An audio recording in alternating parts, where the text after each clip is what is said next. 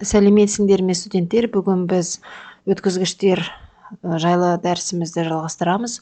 Бүгінгі тақырыбымыз металдардағы беттің әсері, сымдар мен жұқа ленталарға өлшемдердің әсер етуі туралы айтамыз.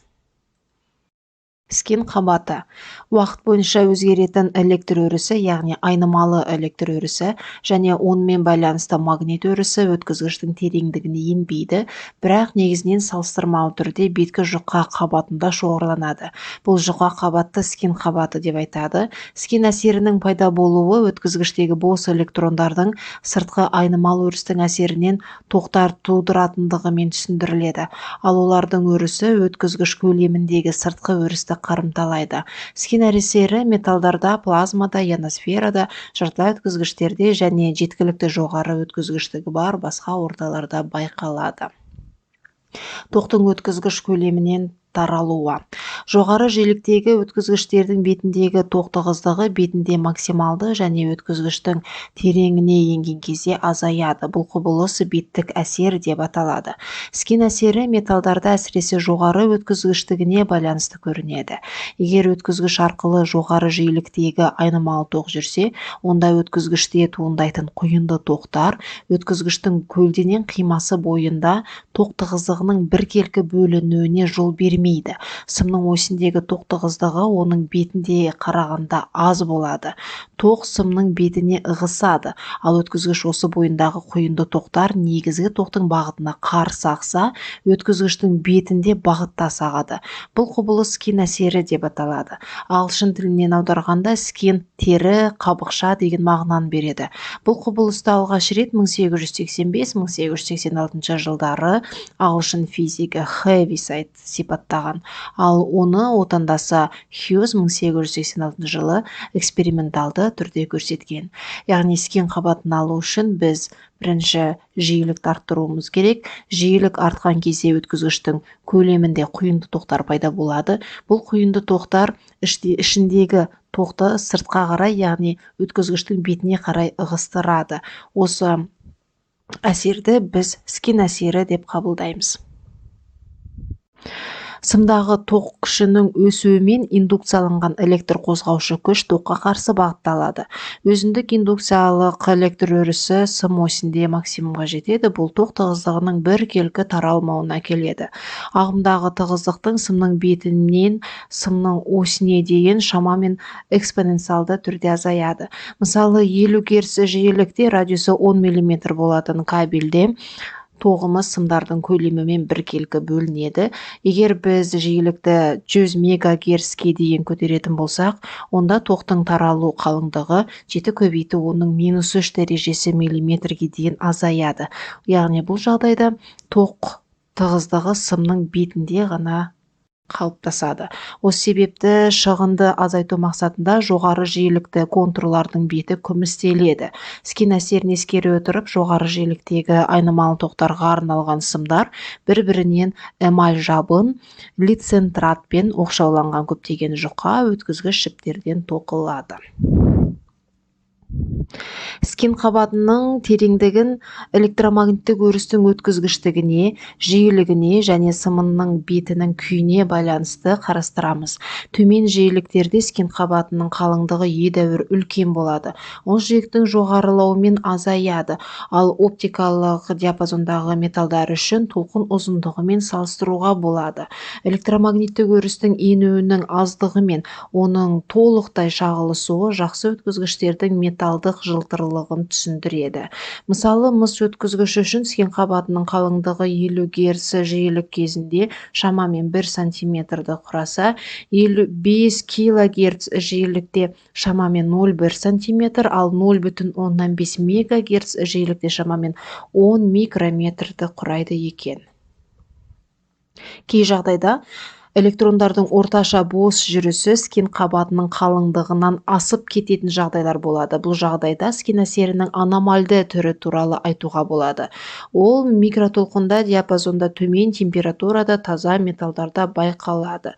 Бұл әсер түрінде электрондардың дене бетіне шашырауы скен қабатының қалыңдығына аз әсер етеді. Мұнда сырғу бұрыштары аз электрондар маңызды рөл атқарады. Олардың шағылысы айна әсеріне жақын. яғни аномальды түрдегі скин әсерді алу үшін біз қосымша факторлар қолдануымыз тиіс, яғни температураны төмендетуіміз қажет. Сол жағдайда ғана біз осындай нәтижеге қол жеткізе аламыз екен. Айнымалы электромагнитті өрістің қарқындылығының жеткілікті жоғары мәндерінде, егер ортаның параметрлері, мысалы өткізгіштік өріске тәуелді бола бастаса, скин әсері сызықтық емес болады, яғни скин қабатының қалыңдығы да электромагнитті өрістің қарқындылығына тәуелді бола бастайды. Скин әсерінің сызықтық емес түрі плазмада байқалады. Скин эффектісінің сызықтық емес түріне ауысуы өріс амплитудасының шекті мәндері орта мен жиіліктің параметрлеріне байланысты. Яғни біз белгілі бір жағдайда скин әсерінің сызықтық емес түріне де жете аламыз екен.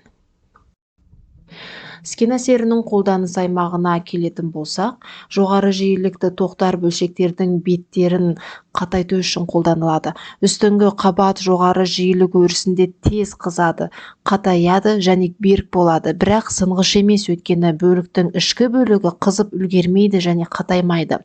Сонымен қатар, жарылғыш магнитті генераторлардың, жарылғыш магнитті жиіліктегі генераторлардың және атап айтқанда соққылы толқындық сәулелендіруде скин әсерінің негізгі қағидалары қолданылады. Жоғары жиілікті магнит өрісіндегі скин әсерінен жылу негізінен беткі қабатқа бөлінеді. Бұл өткізгіштіктің ішкі аймақтарының температурасын айтарлықтай өзгерпестен жұқа беттік қабатта қыздыруға мүмкіндік береді.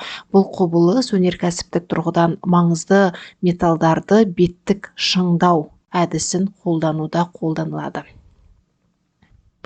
Сымдар мен жұқа ленталарға өлшемдердің әсері. Осы уақытқа дейін берілген үлгінің электрлік қасиеттері оның пішіні мен мөлшеріне тәуелді емес деп есептелген. Шында да, тек осы жағдайларда ғана кедергінің материалдың өзіне тән қасиеті ретінде қарастырудың мәні бар.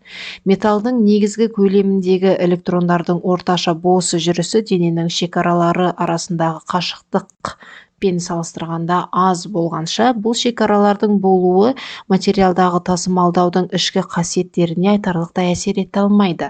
Ал егер сымның диаметрін созу мен электронның орташа бос жүрісінің ұзындығымен салыстырғанда ұзындығын дәрежеге дейін азайтсақ, онда өткізгіште электрондардың едәуір бөлігі беткі қабатпен соқтығысады және көлем бойымен емес бетімен шашырайды. Яғни біз өткізгіштің қалыңдығын электрондардың бос жүріс ұзындығына дейін жіңішкертетін болсақ, бұл жағдайда біздің өткізгіштің қасиеттері жаңағы сымдар мен жұқа пленкалардың өлшемдерінен тәуелді болады екен. Жіңішке металды пленкаларға деген қызығушылық ең алдымен материал танудың проблемаларынан туындайды, бірақ сонымен қатар бұл өте сезімтал жабдықтар мен микроэлектрондық құрылғылардың технологияның қажеттіліктері мен физикалық зерттеулерді дамыту перспективаларына байланысты көрінеді.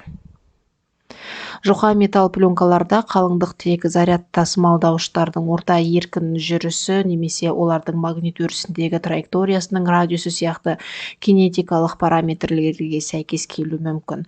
Сонымен қатар, заряд тасымалдаушылардың де Бройль толқынның ұзындығымен бірдей шамада болуы мүмкін. Де Бройль толқындары дегеніміз бұл кез келген қозғалмалы материал бөлшектерімен байланысты толқындар. Кез келген қозғалатын бөлшектер, мысалы электрон, өзінің кеңістікте локализацияланған қозғалмалы объект ретінде ғана емес, толқын ретінде де ұстайды, және бұл толқынның ұзындығы лямбда тең h бөлінген p формуласымен анықталады. Мұндағы h Планк тұрақтысы, ал p бөлшектің импульсы. Бұл толқын де Бройль толқыны деп аталады, яғни біз зарядтың электрондарының бос жүріс ұзындығын де Бройль толқынның ұзындығымен пара-пар деп айта аламыз. Бұл жиі қолданылатын қатынас квадраттық дисперсия заңы бар төртбұрыштың шексіз жоғары потенциалды ұғымында жарамды және әдетте нақты емес екеніне назар аударған жөн.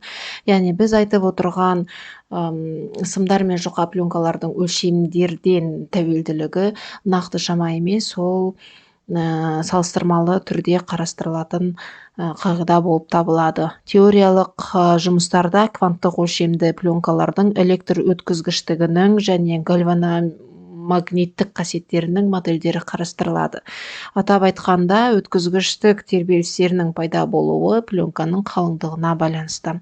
Жұқа қабықшаларда жүргізілетін көптеген эксперименттік зерттеулердегі кванттық өлшем эффектісін зерттеу бұл макроскопиялық объектілер кванттық механикалық заңдардың көрінуінің бірнеше мысалдарының бірі болғандықтан қызығушылық тудырады.